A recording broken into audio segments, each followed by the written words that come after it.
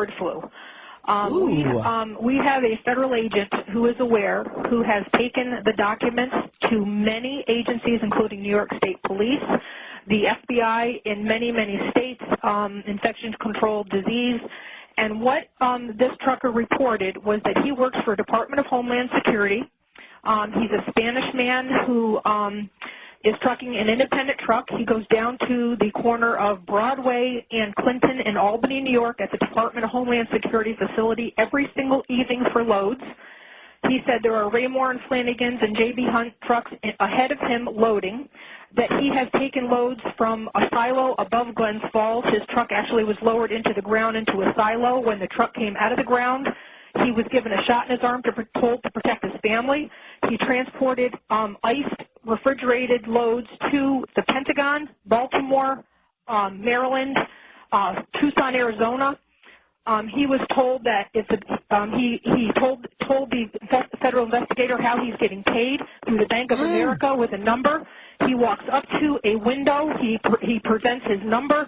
He is taken to a back room and paid in cash. He showed the federal agent $100,000 worth of receipts because he gets $5,000 per load, and he's done as many as 3 loads per day.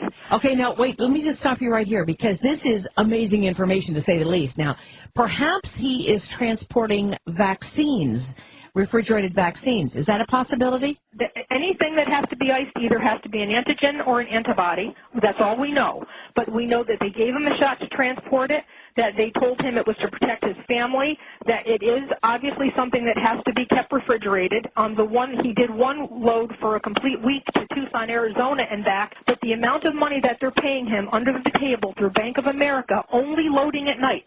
They call him and they ask him to come down to meetings at Department of Homeland Security at 3 o'clock in the morning. They'll ask him how he's doing and send him back home and say, fine, you're okay, go back home. He has other truckers. He knows of a trucker with a 53-foot bed unit that took a missile type. He was able to see his load, and that was taken out to Phoenix, Arizona. He was given $18,000 to truck that load 2 times. It was 80 tons, and he blew his brakes. The Department of Homeland Security took care of it. He also has been to 2 silos. He's been to many cities with his loads. He's continuously working for Department of Homeland Security, and they are relocating him since the federal agents and the state police were notified. We were notified that he is being relocated to Tucson, Arizona at a base 15 miles below Tucson. And okay, now, let me just ask you, Mary, how did you come upon this information? I can't say. Just what I'm saying already has probably put me in danger, but it is a testimony that many people are aware of, and they are doing nothing about it. And some of the high-ups in New York State Police were quoted as saying, "It's bigger than both of us. We're not touching it with a 10-foot pole." Oh, my goodness. Wow. And we were told that there were retired New York State troopers that are getting paid 2 and 3 times their salary, that are the tail cars. They're actually in vans in back of these Raymore and Flanagan trucks in these transports, and they are within a mile behind them. So if you ever go down the New York State Thruway and look at these double Raymore and Flanagan trucks that are going west towards Syracuse, which is the CIA front, what they are doing is they have those tail cars in the back, and from what I understand, those are retired state troopers that are escorting those loads. Okay, stay right there because we've got a 4-minute break coming at us. She's given us a lot of facts supporting this. Mary, what do you think all of this means? He actually gave testimony to the names of the people that are running the show. There's a retired 3-star African-American general that's in Albany that's there late at night when he does his pickups. There's another guy named Fatah who is Muslim. There are many white suits. All the truckers, not just him, he named 5 of them, are being paid through Bank of America with their independent numbers. He has a uniform that he wears, which is a light blue shirt with buttons down the front, short sleeve. It says Eastern Connection with a red and orange sewn insignia on the shirt. He has to wear black pants and white sneakers, or they do not allow him to the facilities. He is not allowed to stop the truck once they start it to urinate. They have to either go in urinals or pee in the truck. They are, at the end of their transports, they are given a white bag by Department of Homeland Security that they have to put all their belongings in. They are not allowed to chew gum in the cabs of the trucks on the transports.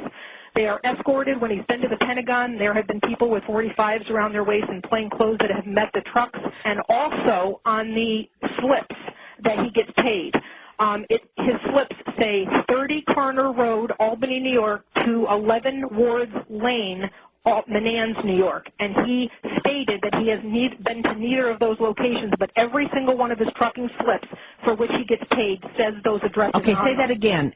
30 Carner Road, Albany, New York. How do you spell Karner. Mm-hmm.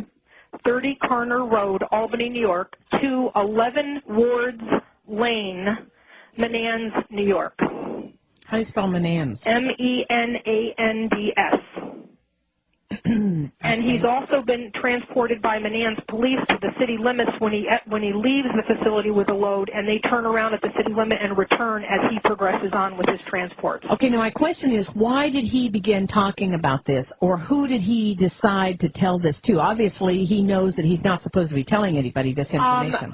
The impression that I got from the agent that I spoke to, because many people got this, I guess they have sent this to a lot of agencies, is he spoke to someone that he knows personally, and he didn't think he was doing anything wrong. He just thought he had a good gig. I think he just thinks he has a good gig with the government. When he was giving the testimony, it was an innocent testimony, and they did not bring up FEMA trains, bird flu, and any of that because they didn't want to tip him off that, that he might be doing something wrong because these people have their claws in him hour by the hour, all day long.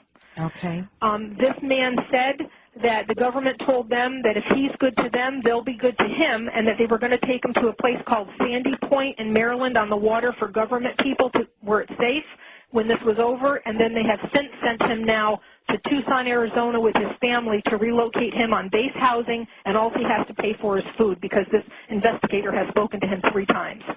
What I'd like for you to do is call me at the Power Hour, 877-817-9829. If you have any additional information on this or anything that we can do about this, give me a call and stay abreast with me because this sounds pretty discouraging, if you ask me. It's not just that. He's had lead cars that like they'll tell him where he's got to go, and he'll be going from point A to point B, and somebody will interrupt the trip and then divert him down a road. He went to Glens Falls, New York, went to a dead-end street by a Stewart's by the Civic Center in Glens Falls, New York. They opened a gate, and he drove 6 miles on a gravel driveway to an underground silo. When the truck came out of the silo after he waited with the other truckers for 3 hours while they loaded in secret, the people who appeared with the truck when the truck was coming out of the ground had Tyvek suits, the mask, the gloves, and all the works on. He's also transported at the 109th Air Guard at Stratton Air Force Base. He did do 90 boxes of clear plastic white fluid. He did see that load. Rarely does he see his loads, but apparently he loaded that at the C-130 at the 109th Air Guard. And he's done a lot of loads with these types of things, medical supplies, equipment, but specifically refrigerated to Tucson and to the Pentagon and to Baltimore. And I think that's up to no good. Along the New York State Thruway, there are miles and miles of car carriers that they've been adding to. There has to be 30 miles of them right now sitting on the track since before Christmas. That Thruway, there are miles and miles of car carriers that they've been adding to. Has to be 30 miles of them right now sitting on the track since before Christmas. That could fit my whole city in this thing. Once we get around that bend near the bridge, you'll see how long it goes. I'll keep the camera running. We're at 20 minutes right now, film I've taken.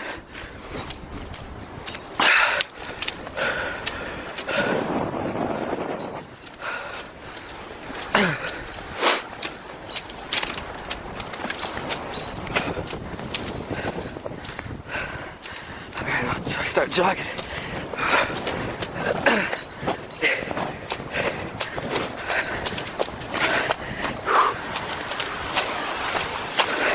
Take a look. Get out here. Look at that. Still going. All the way down. It's wide open. Doesn't end. It goes all around the bend here. Take a good look. Alright. No one's gonna get lucky today. Well, I'm inside one of these damn things.